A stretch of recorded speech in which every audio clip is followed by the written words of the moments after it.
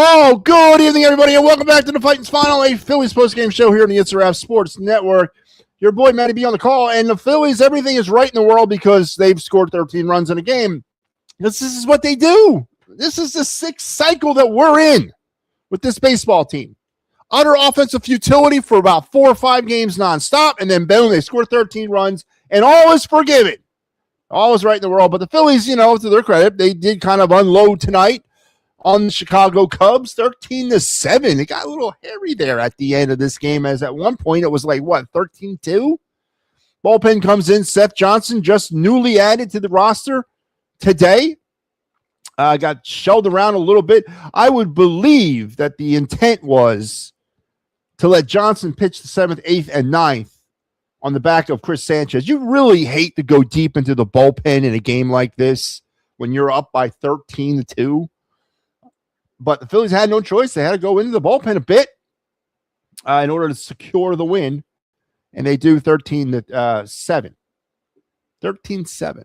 And it's great to be back here on the show tonight.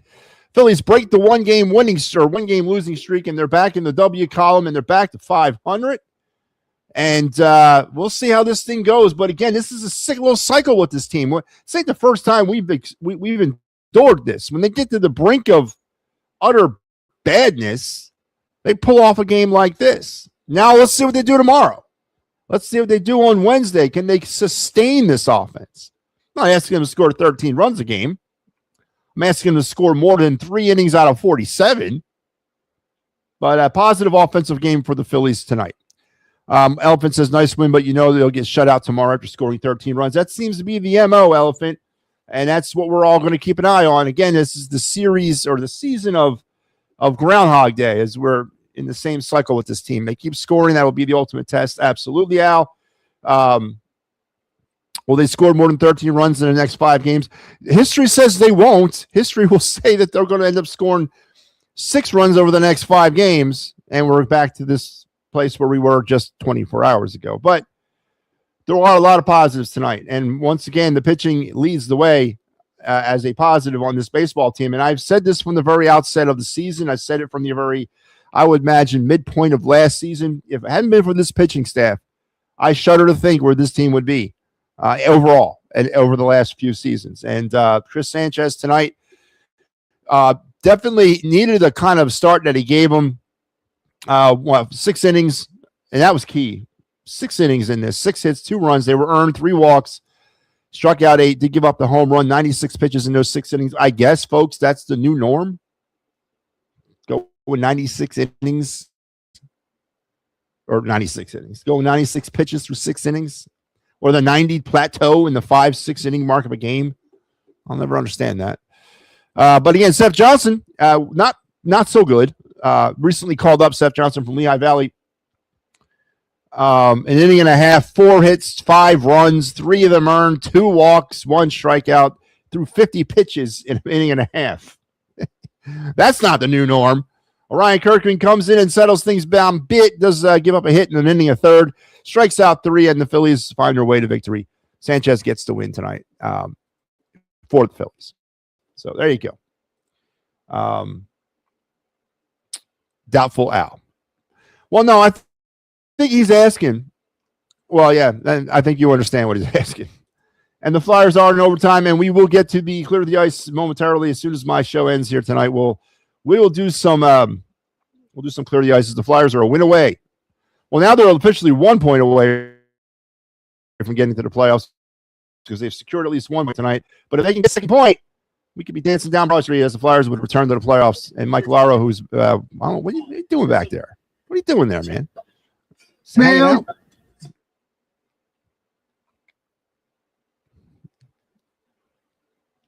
That's Mike there? Look, kick Mike off. I don't know what he's doing back there. I think he's waiting. He's patiently waiting his turn because we use these studios double. This is also the Clear the Ice studio. Also, it's the Birds Flyby studio, and it is whatever Elder Post game we can do. We do it from here. Bone with the boner at the top at the third did not help. Al, I'm going to try to stay on the positive tip here with this game. I've been railing against the Phillies now for about 3-4 days. I want to take a break, but Let's kind of review things. Welcome to a brand new broadcast week here on the It's a Wrap Sports Network. Tonight, you're going to have me with the Cubs and Phillies postgame. Mike Lauro will join you as soon as this thing goes in, as soon as I'm done and this game goes final. Flyers, Canes. Gridiron Weekly tomorrow. Flyers, Cubs, me again. Al, you got the call tomorrow night. Flyers, Habs, Mike. And then the final word. That's right. I knew I was on somewhere tomorrow night. The final word will return and everything else that's going on here on the week schedule. Now, of course, things might change on the weekend, as we're going to have to try to see where the Flyers will come out in the playoff race. The Eastern Conference or the NHL playoffs will start Saturday. I don't know who the Flyers are. Well, maybe I'm getting a little ahead of myself. We have one more point still secure in order to get into the playoffs, but the playoffs will begin Saturday. So we'll see how this all works itself out as we get later in the week. But we have breaking news here on the network, as I can proudly announce this. We're going to throw our hats into the NFL draft ring this year. The boys over at the Gridiron Weekly, along with John Phillips, who does our Steel City postgame, have agreed in kind, reluctantly agreed, the threat of death, to broadcast and cover the first round of this year's draft. So we will be back, and we will do some first-round NFL draft coverage on Thursday, April 23rd, presented by both the It's a Wrap Sports Network and the Gridiron Report. And, became a break. Oh, man. Who was that? But we'll be doing the draft first round coverage on Thursday, April 23rd, here on the It's a Wrap Sports Network. We're really excited about this. I'm very excited about this. Thank the guys for jumping in and doing some draft this year. So it'll be fun. Does the struggles of the Phillies over the last years correlate with the changing dollar dog nights to the BOGO night? I know it pissed me off. I don't know what. Yeah, whatever. I would get in all that. I agree, though. Somebody needs to do the study on that. Does BOGO correlate to the offensive problems to this baseball team? I don't know. Al, you might be onto something. Let's get into this game tonight. Let's get into the Phillies. Let's get box scoring. 7 runs, 11 hits, and 1 error for the Cubs. Phillies 13 runs on 15 hits and 3 errors. So we are what? 16 games in. We are 16 games into the season. Guess how many errors the Phillies have committed through 16 games? 13. The Phillies have now committed 13 errors through 16 games. They are on some weird-ass pace. That's been a problem. The defensive instability. Al mentions the bone play. 3 errors tonight. I think Turner had an error in this game. That is not a good number. 13 errors through 16 games.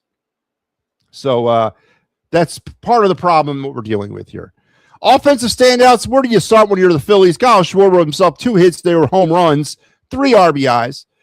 Garcia broke through tonight with 2 hits and an RBI. Marsh broke through with a 3-hit night, 2 RBIs. Alec Bohm with a hit, but he also had 2 RBIs.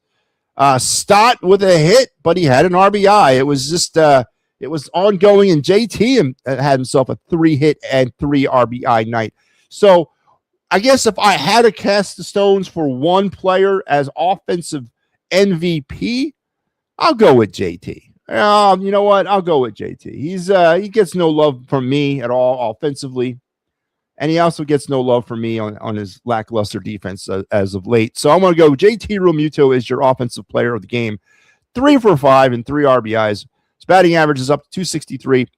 The worst performer tonight offensively for a team that banged out 15 hits. Friggin' Justin Crawford, 0 for 5 and 2 strikeouts. But that's okay. It's okay, kid. Take the night off, man. I'm okay with that. When everybody else is hitting, you can take the night off. It'll work for me. But there you have it. For the Diamondbacks, Ian Happ had 2 hits. Bostros had 2 hits. Amaya had 2 hits. But it was pretty much scattered around. The Phillies did a really good job. Again, early in this game, I know we're going to probably stress on the fact that the bullpen came in, Seth Johnson, and it wasn't really that good. But I'm going to keep things, again, positive tonight as the pitching with Chris Sanchez, who got the win. We went over his line. Was pretty much really the story for me. pitching-wise. For the Cubs on a different side of the coin, Assad, 4 1/3, 11 hits, 9 runs. They were earned 2 hits, 3 strikeouts. Gave up 2 homers. His ERA goes up to 8.10. Webb and Barnes came in and just sort of puttered around to get to the end of this thing. Scoring summary, the Phillies would get it going early. Schwarber would not, with the homer, the solo shot in the first inning to give the Phillies 1-0. Then Real Muto would knock in Marsh in the second, 2-0. Schwarber then homers again, this time a 2-run shot. Phillies now 4-0.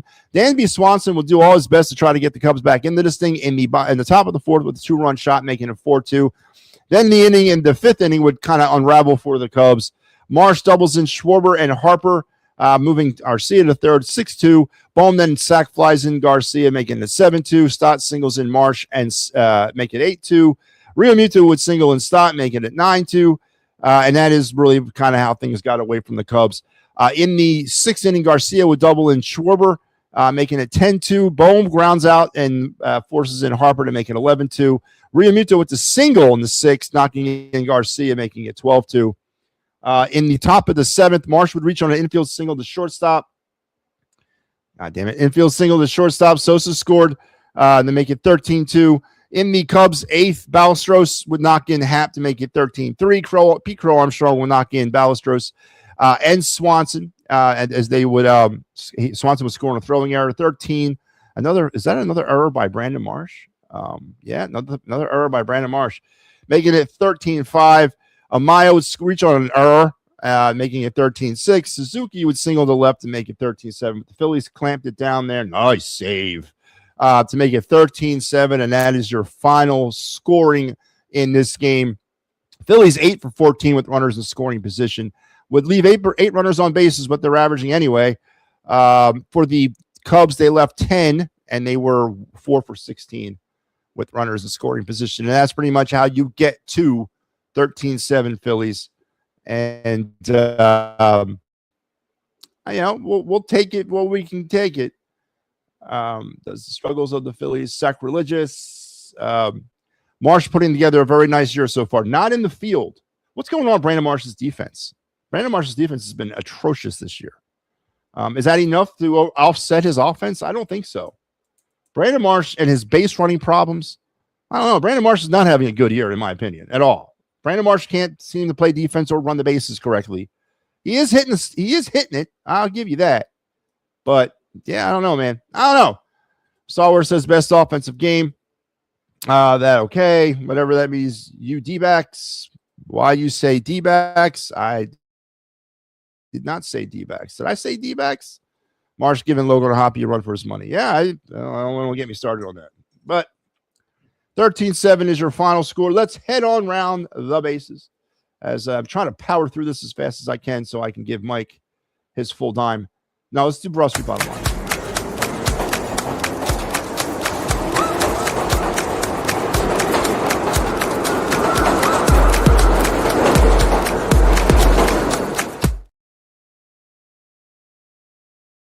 Brush Street bottom line tonight is really, for me, nice to see the offensive explosion, but can we keep it up? Now it's because, again, it's a sixth cycle. We've been through this over and over and over again.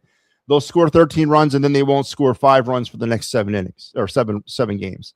So, again, this wash and repeat, this same old, this Groundhog Day, whatever you want to call it, continues for the Phillies. I was waiting for this game, honestly. I was waiting for this game to happen where they would go off on a crazy amount of runs. And then tomorrow, it'll be desperate to score 1. But pitching-wise, there you go. Tyson Forrester with the goal in the shootout. And now I think all they got to do, they got to stop one more, and the Flyers are going to the playoffs, folks. But we got to just be it's a sixth cycle with this team. I don't think nothing's fixed. They did switch the lineup again a little bit. Garcia, your cleanup hitter du jour. That's it. Ladies and gentlemen, it is my honor and my privilege to announce the Philadelphia Flyers are headed to the playoffs. They have won in the shootout against the Carolina Hurricanes 3-2, ending a 5-year playoff drought And congratulations to the Flyers. Congratulations to Rick Tocchet and the guys down there. A hell of a season, and it's been accentuated now with a playoff berth. Your Philadelphia Flyers are going back to the playoffs. There'll be playoff hockey in Philadelphia in April in 2026. Oh, a hell of an effort tonight. All right, good stuff. And we will have continuing coverage of this as soon as I finish on Clear the Ice. Mike Lara will be here momentarily to break this thing down further. Tomorrow, he's also going to be here tomorrow. I don't care if tomorrow's game doesn't mean anything. He's coming on, and he's gonna give the breakdown of the Flyers Canadians when I'm starting in net for the Flyers. So he's going to give that breakdown as well. So he's not getting away from that. But the Flyers are back in the playoffs, folks. And stay tuned for Mike here as we'll continue our coverage of your playoff-bound Philadelphia Flyers. They are going back potentially with a first-round matchup against the Pittsburgh Penguins. What a way to return to the playoffs. Not only are you back, but you're going to go back in against Pittsburgh. That's definitely a way to really amp all this up. So congratulations to the Flyers. And congratulations to Clear the Ice, our post-game show. You know, I've labored through that show for 4 years. 4 long years of not good hockey. Me, Mike, Pat, Al. There's been a litany of people that have come on and done this show. And gentlemen, congratulations to you as well for great work. And it's almost like we're going to the playoffs because our reward is finally we stuck with it for a long time on that post-game show when there was some drecky-ass hockey. But tonight, all is right in the world because the Flyers are back in the playoffs. Let me get back to my Broad Street bottom line. Let's wrap this up so we can get to the Flyers post-game. Consistency has got to be what I need to see from this team tomorrow and going forward. Again, this is something we can – I was waiting for a game like this, but I want to see more consistent play heading through tomorrow. Garcia's the new cleanup hitter. Again, we keep messing around with somebody, not Kyle Schwarber, whatever. Let's see how this works out, but I need to see more consistency. So my Broad Street bottom line is consistency. I need to see it. Hopefully we get it, and we can, we can move forward and maybe try to turn over a new leaf. Sanchez, I thought he pitched fine. I thought Sanchez was doing well. There you go, Flyers. Absolutely. Al says Flyers win. Heck yeah, Flyers are back, and then bring on the Pens 100%. Flyers are back in the playoffs. Phillies also with the win tonight, 13-7. And tomorrow night, let's take a look at the schedules real quick. Tomorrow on the network, you will have Al here doing some Fighting's Final, and your pitching matchups tomorrow tentatively will be Colin Ray versus Aaron Nola tomorrow. So there's your pitching matchups for tomorrow. Phillies win 13-7. I am going to cut my post-game short so we can make way for Clear the Ice. Big news tonight that overshadows the Phillies. Flyers are back in the playoffs on the heels of a 3-2 shootout victory over the Carolina Hurricanes. I guess next is the Pittsburgh Penguins, but we'll wait and see. And don't forget, we are going to be doing some draft coverage this year on the It's a Wrap Sports Network in conjunction with the Gridiron Weekly guys. They will be doing first-round coverage on Thursday, April 23rd. So make sure you're tuned into this network for all your needs. That's going to do it for me, folks. Phillies win 13-7. Before I go, Harry K, what you got?